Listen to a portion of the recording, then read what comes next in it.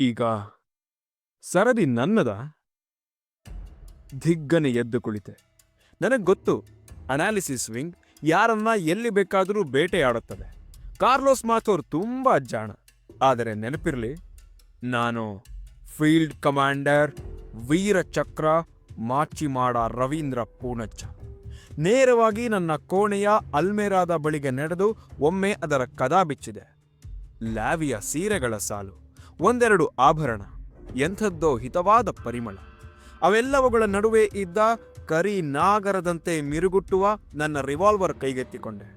ಅದು ಬೆರೆಟ ಅಲ್ಲ, ಕೇವಲ ಒಂದು ಗುಂಡು ಹೊಡೆದರೆ ಎದುರಿಗಿನ ಜೀವ ನೆಲಕ್ಕೆ ಕುಸಿದು ಬೀಳುವಂತಹ .38 ರಿವಾಲ್ವರ್. ವೆನ್ಸನ್ ಅಂಡ್ ಸ್ಮಿತ್, ಒಬ್ಬ ನಿವೃತ್ತ ಕರ್ನಲ್ ಅಧಿಕೃತವಾಗಿ ಒಯ್ಯಬಲ್ಲ ಕದನ ಸರಂಜಾಮು. ಯಾಕೋ ಗೊತ್ತಿಲ್ಲ, ನನ್ನ ಟೇಬಲ್ನಿನ ಪರ್ಸನಲ್ ಡ್ರಾವರ್ನಲ್ಲಿ ಕೆಲವು ವರ್ಷಗಳಿಂದ ನಾನು ಮುಟ್ಟದೇ ಬಿಟ್ಟಿದ್ದ ಚಿಕ್ಕ ಪುಸ್ತಕವೊಂದನ್ನು ತೆಗೆದು ಕಿಸೆಯಲ್ಲಿ ಇಟ್ಟುಕೊಂಡೆ. ಅದು ಟೆಲಿಫೋನ್ ನಂಬರುಗಳ ಹಚ್ಚ ಹಳೆಯ ಪುಸ್ತಕ. ನಾನು ಮತ್ತೆ ಯಾರದ್ದಾದರೂ ಹತ್ಯೆ ಮಾಡುತ್ತೇನಾ? ಗೊತ್ತಿಲ್ಲ. ಗೊತ್ತಿದ್ದುದು ಒಂದೇ, ಮೊದಲು ಲಿಕ್ಟನ್ಸ್ಟೈನ್ ತಲುಪುತ್ತೇನೆ, ಅಲ್ಲಿಂದ ಕಂಪಾಲ. ಹೊರಡುವ ಮುನ್ನ ಅಮ್ಮನಿಗೊಂದು ನಮಸ್ಕಾರ ಮಾಡಿದೆ. ಇದು ಕೊನೆಯದ? ಗೊತ್ತಿಲ್ಲ. ಸಿದ್ದಾಪುರದ ಮನೆಯಲ್ಲಿ ಅಪ್ಪನನ್ನ ಮೃದುವಾಗಿ ತಬ್ಬಿಕೊಂಡೆ. ನನ್ನಲ್ಲಿದ್ದ ಹಣದ ಪೈಕಿ ಒಂದು ಕಂತೆ ತೆಗೆದುಕೊಟ್ಟೆ. ಅವನ ಕಣ್ಣುಗಳಲ್ಲಿ ಕೃತಜ್ಞತೆ ಇತ್ತ? ನೋಡಬಾರದೆಂದು ನಿರ್ಧರಿಸಿದ್ದೆ.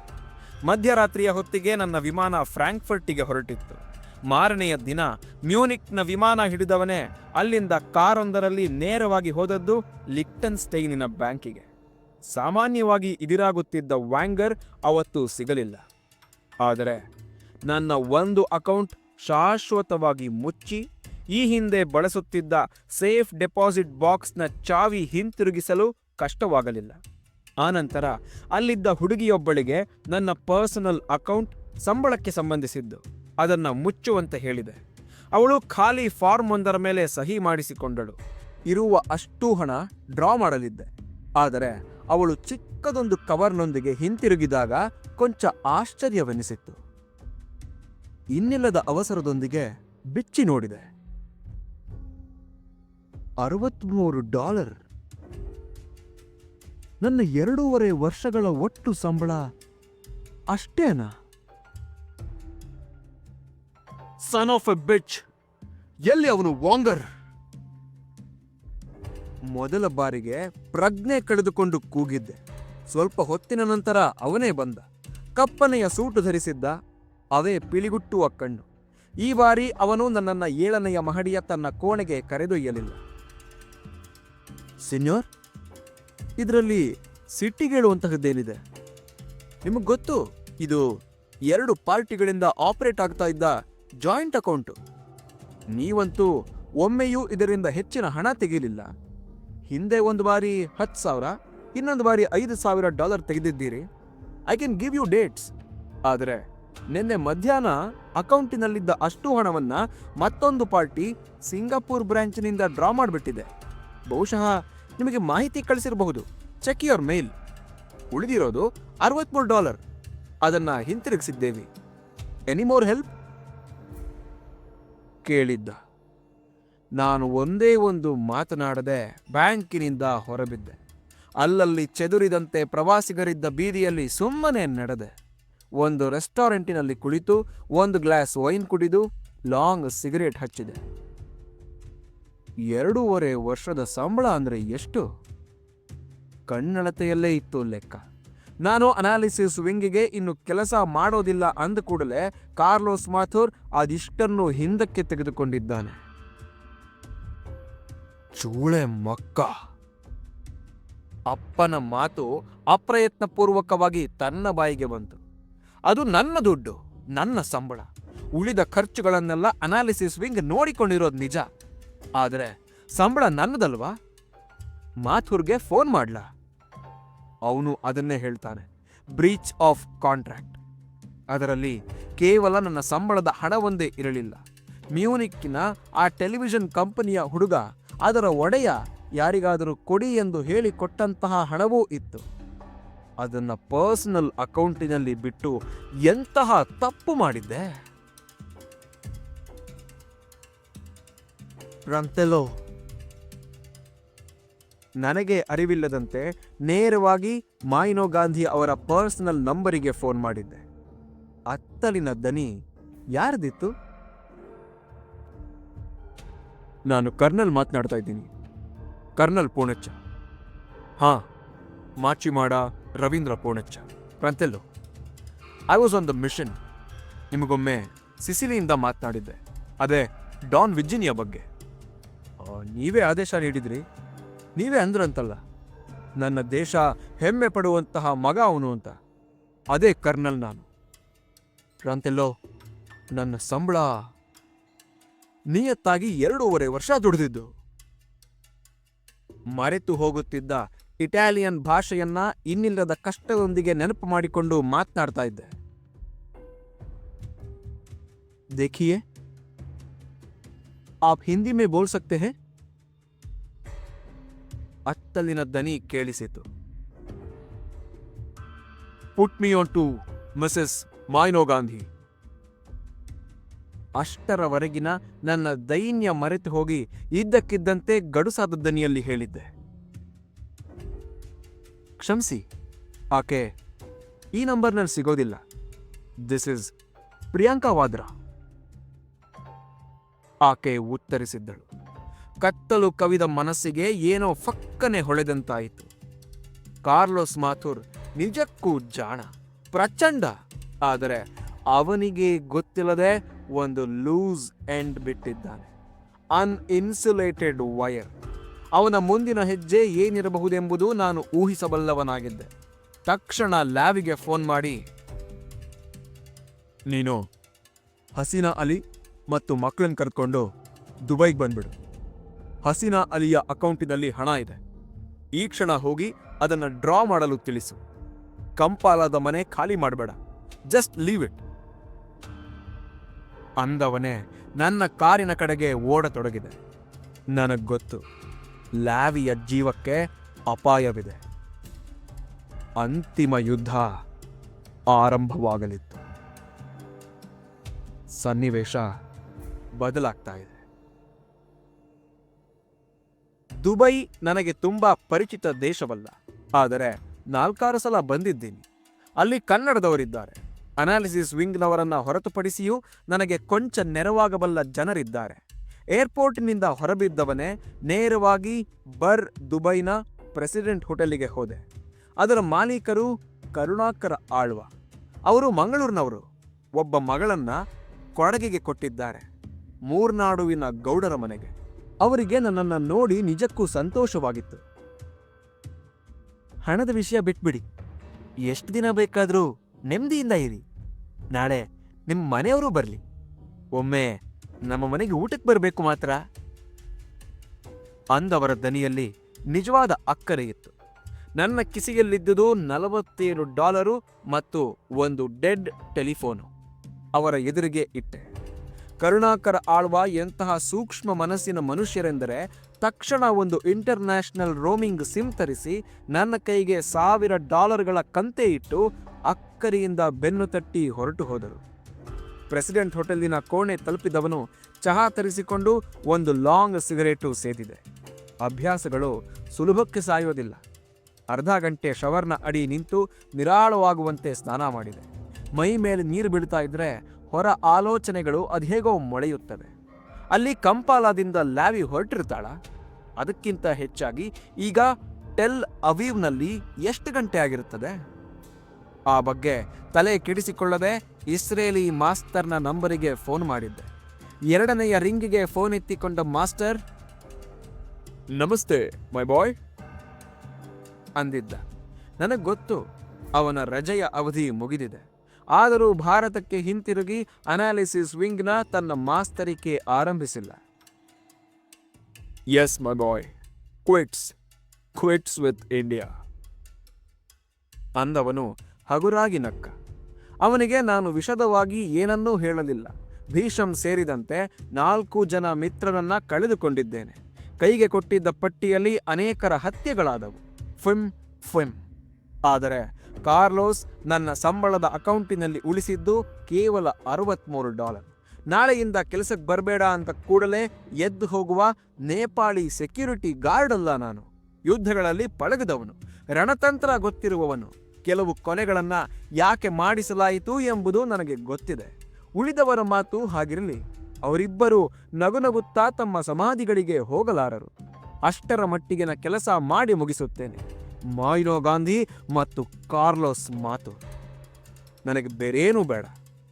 ಮಾಥೂರ್ನ ಪರ್ಸನಲ್ ನಂಬರ್ ಕೊಡಿ ಮಾಸ್ಟರ್. ಅದನ್ನು ಮಾತ್ರ ಅವನು ಬದಲಾಯಿಸೋದಿಲ್ಲ. ನೀವು ನನಗೆ ಉಪಕಾರ ಮಾಡಬೇಕು. ನಾನೀಗ ನನ್ನದು ಅಂತ ಒಂದು ದೇಶವೇ ಇಲ್ಲದ ಅಲೆಮಾರಿಯಾಗಿದ್ದೀನಿ. ಫ್ಯುಗಿಟಿವ್ ಅಂದೆ. 5 ನಿಮಿಷಗಳಲ್ಲಿ ಇಸ್ರೇಲಿ ಮಾಸ್ಟರ್ ಫೋನ್ ಮಾಡಿದ್ದ. ಅಚ್ಚರಿ ಅಂದರೆ ಅವನು ಕಾರ್ಲೋಸ್ ಮಾಥೂರ್ನ ನಂಬರಿನ ಜೊತೆಗೆ ಮಾಯಿನೋ ಗಾಂಧಿಯ ನಂಬರು ಹಾಗೂ ಇಬ್ಬರದ್ದು ಮೇಲ್ ಐಡಿ ನೀಡಿದ್ದ. ಮಾಥೂರ್ನ ಮನೆಯ ವಿಳಾಸ ಅವನಿಗೂ ಗೊತ್ತಿರಲಿಲ್ಲ. No problem. ಆದರೆ ನೆನಪಿರ್ಲಿ ಮೈ ಬಾಯ್, ಕಾರ್ಲೋಸ್ ವಿಷ ಸರ್ಪದಂಥವನು. ಹೆಜ್ಜೆ ಹೆಜ್ಜೆಗೂ ಅವನ ಜನರಿದ್ದಾರೆ. ನೀನು ಹುಷಾರಾಗಿರು ಅಂದಿದ್ದ ಇಸ್ರೇಲಿ ಮಾಸ್ಟರ್. ಮೊದಲು ಬಿಜಾಪುರದ ಸೈನಿಕ ಶಾಲೆಯಲ್ಲಿ, ಆನಂತರ ಸೈನ್ಯದಲ್ಲಿ, ಅಲ್ಲಿ ಕೊಟ್ಟ ನಾನಾ ತರಬೇತಿಗಳಲ್ಲಿ, ಕಮಾಂಡೋ ತರಬೇತಿಯಲ್ಲಿ, ಕಡೆಗೆ ಅನಾಲಿಸಿಸ್ ವಿಂಗ್ನಲ್ಲೂ ನನಗೆ ಹೇಳಿಕೊಟ್ಟ ಮೊದಲ ಪಾಠವೇ ಅದು. ಹುಷಾರಾಗಿರು. ಈಗ ನನ್ನದು 1000 ಕಣ್ಣಿನ ದೇಹ, ಮೆದುಳಿನಲ್ಲಿ ಪಾದರಸ ಪ್ರವಾಹ. ಹುಷಾರಾಗಿರುವ ಪ್ರಶ್ನೆಯೇ ಇಲ್ಲ. ಇನ್ನೂ ಹುಷಾರು ತಪ್ಪಿಸೋದಷ್ಟೇ ಕೆಲಸ. ನಾನು ಪಾಲಿ ಬೆಟ್ಟದಿಂದ ಹೊರಡುವಾಗ ಯಾವುದಕ್ಕೂ ಕೆಲಸಕ್ಕೆ ಬಂದೀತು ಅಂತ ಕಿಸೆಯಲ್ಲಿ ಇಟ್ಟುಕೊಂಡು ಬಂದಿದ್ದ ಒಂದು ಪುಟಾಣಿ ಪುಸ್ತಕ ಹೊರತೆಗೆದೆ. ಅದು ಟೆಲಿಫೋನ್ ಇಂಡೆಕ್ಸ್. ಯಾವ ಕಾಲಕ್ಕೋ ಬರೆದಿಟ್ಟುಕೊಂಡಿದ್ದ ಕೆಲವರ ಹೆಸರುಗಳು, ಕೆಲವರ ನಂಬರುಗಳು. ಅವು ಎಷ್ಟರ ಮಟ್ಟಿಗೆ ಚಾಲ್ತಿಯಲ್ಲಿವೆಯೋ. ಆದರೂ ಒಂದು ನಂಬರು ಸುಮ್ಮನೆ ಡಯಲ್ ಮಾಡಿ ನೋಡಿದೆ. ನನ್ನ ಧ್ವನಿ ಕೇಳಿದ ಕೂಡಲೇ ಅತ್ತಲಿಂದ ಪ್ರತ್ಯುತ್ತರ ಬಂತು. ರವೀಂದ್ರಣ್ಣ. ಮಾತನಾಡುತ್ತಿದ್ದವಳು ಸಿದ್ದಾಪುರದ ಹುಡುಗಿ ನೀತಿ ನಾಚಪ್ಪ. ಅವಳೀಗ ದಿಲ್ಲಿಯಲ್ಲಿದ್ದಾಳೆ, ಏರ್ಟೆಲ್ ಕಂಪನಿಯ ಆಡಿಟಿಂಗ್ ವಿಭಾಗದಲ್ಲಿ. ನನ್ನ ಕಣ್ಣ ಎದುರಿಗೆ ಬೆಳೆದ ತಂಗಿಯಂತಹ ಹುಡುಗಿ. ಸ್ವಭಾವದಲ್ಲಿ ಶುದ್ಧ ಕೊಡವತಿ. ಅವಳಿಗೆ ಬೇರೇನನ್ನು ಹೇಳದೆ ಒಂದು ಟೆಲಿಫೋನ್ ನಂಬರ್ ಕೊಟ್ಟು, ಈ ನಂಬರು ಸದ್ಯಕ್ಕೆ ಎಲ್ಲಿ ಯಾವ ಟವರ್ನಲ್ಲಿ ಆಪರೇಟ್ ಆಗುತ್ತಿದೆ ಮತ್ತು ಈ ನಂಬರಿನ ಇತ್ತೀಚಿನ ತಿಂಗಳ ಕಾಲ್ ಡೀಟೇಲ್ಸ್ ಕೊಡಲಿಕ್ಕೆ ಸಾಧ್ಯವಾ ಅಂತಷ್ಟೇ ಕೇಳಿದೆ. ನಿನಗೆ ದಿಲ್ಲಿಯಲ್ಲಿ ಅದೆಷ್ಟು ಕೆಲಸವೋ ಪಾಪ, ತೊಂದರೆ ಕೊಡ್ತಾ ಇದ್ದೀನಾ ಅಂದೆ. ರವೀಂದ್ರಣ್ಣ, ಇದೊಂದು ಕೆಲಸನಾ? ಸುಮ್ಮನಿರು ನೀನು ಅಂದವಳು 15 ನಿಮಿಷದ ನಂತರ ಫೋನ್ ಮಾಡಿದ್ದಳು. ಈ ನಂಬರು ಸತೀಶ್ ಚಂದರ್ ಮಿತ್ತಲ್ ಅನ್ನೋರ ಹೆಸರಿನಲ್ಲಿದೆ. ಗ್ಲೋಬಲ್ ರೋಮಿಂಗ್ ಫೆಸಿಲಿಟಿ ಉಂಟು.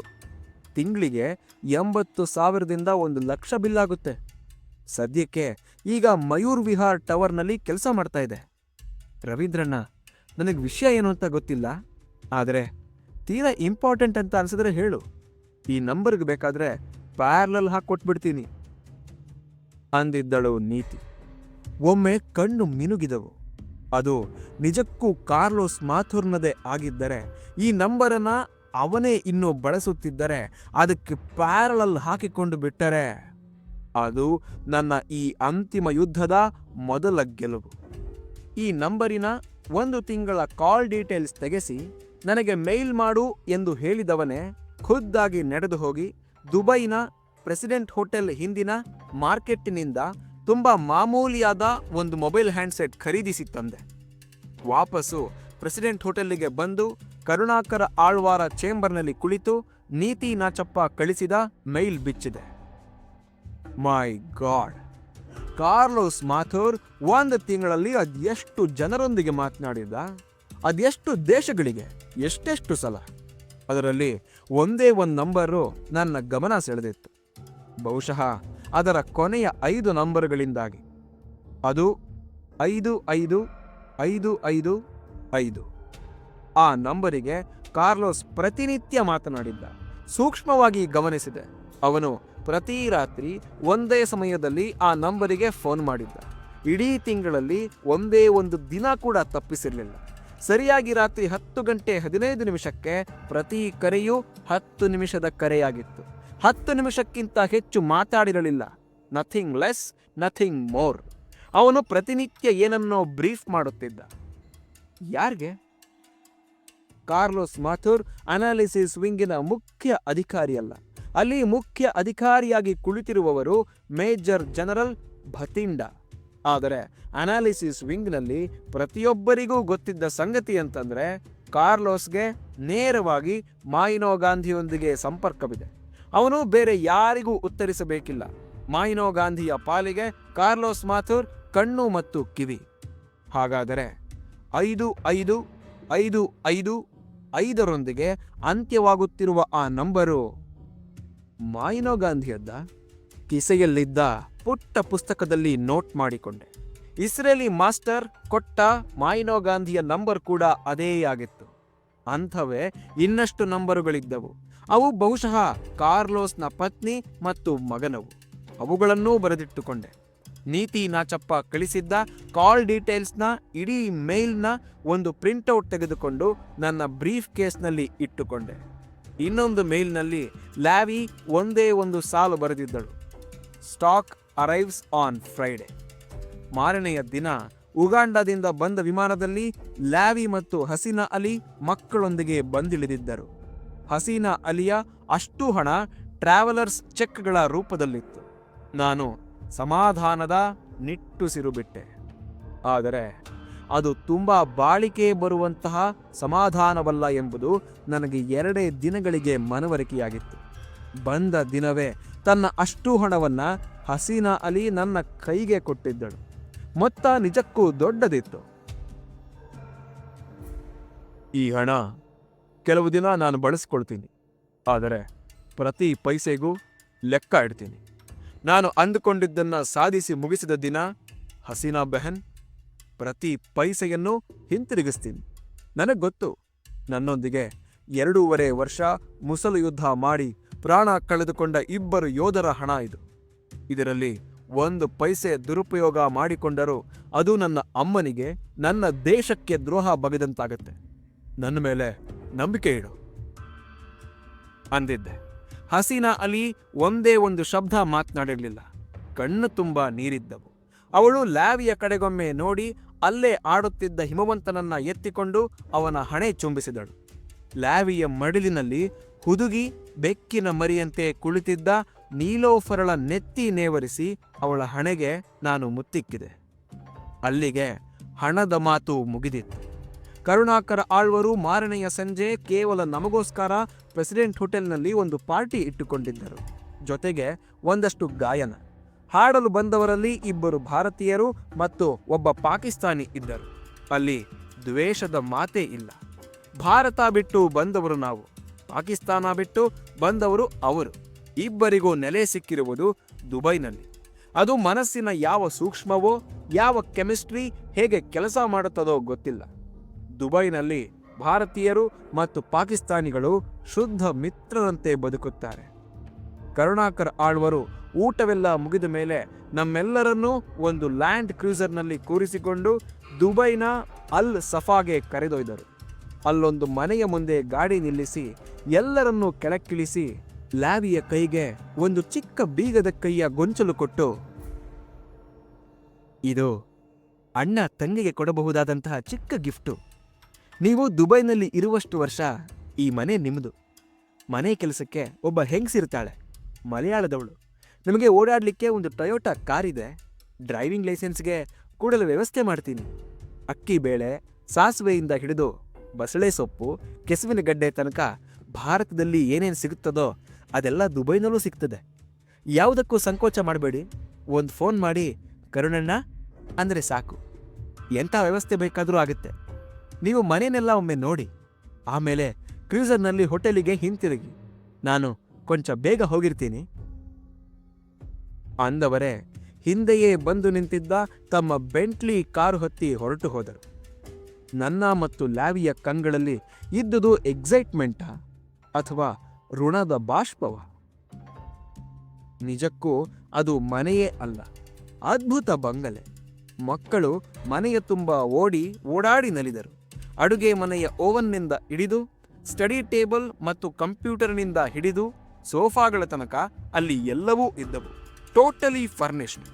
ಕರುಣಾಕರ ಆಳ್ವರ ಈ ವಿನಾಕಾರಣದ ಪ್ರೀತಿಗೆ ಏನೆನ್ನಲಿ? ಆದರೆ ಮಾರನೆಯ ದಿನ ದುಬೈಗೆ ಹೋಗಿ ಅಲ್ಲಿರುವ ಅಂಗಡಿಯೊಂದರಲ್ಲಿ ಅವತ್ತಿನ ಪತ್ರಿಕೆಗಳನ್ನು ಕೊಳ್ಳುತ್ತಿರುವಾಗ ಎಕ್ಸಾಕ್ಟ್ಲಿ ಬೆನ್ನು ಜುಮ್ಮೆಂದಿತ್ತು. ಅಂತಹದ್ದು ಆ ಪತ್ರಿಕೆಯಲ್ಲಿ ಏನಿತ್ತು? ಕೇಳೋಣ.